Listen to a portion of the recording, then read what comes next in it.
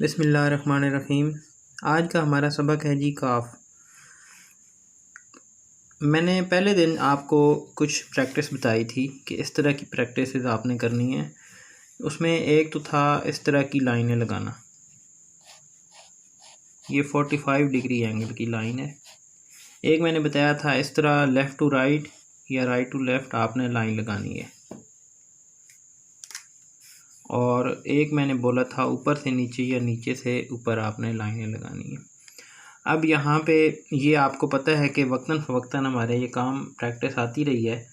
तो अब हमने आज कशिश वाला काफ लिखना है। ये देखें सारा यहाँ पे लाइन का चक्कर है। मैंने बताया था कि हम लाइनों के हिसाब से ही लिखेंगे सारा काम। तो इस लाइन से लेकर इस लाइन तक हमने काफ को देखें कैसे बनाते हैं। ये इस लाइन से पहली लाइन से दूसरी लाइन तक हम काफ को एक ऊपर से नीचे एक लाइन खींची है। और फिर जिस तरह नीचे हमने बे बनाया था तो बे का मैंने कुलिया बताया था कि जितनी लंबाई यहाँ से यहाँ तक है उतनी ही आपने यहाँ से यहाँ तक बनानी है। तो ये आपका बे बनेगा। अब यहाँ पे ये काफ है तो एक देखें बे की शक्ल है। हमने इसको मज़ीद थोड़ा सा छोटा बनाना है। बिल्कुल बे की शक्ल ही बनेगी लेकिन बे से इसकी लंबाई कम होगी। और ऊपर हमने कशिश बनानी है।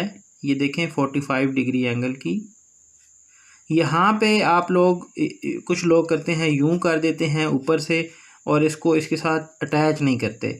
और कुछ लोग जो है यहाँ पे बड़ी सख्त किस्म की नोक बना देते हैं यूं। तो ये भी गलत है और इसको अलग से बनाना भी गलत है। इसको इसके साथ अटैच करना है और बड़ी खूबसूरती के साथ ये देखें।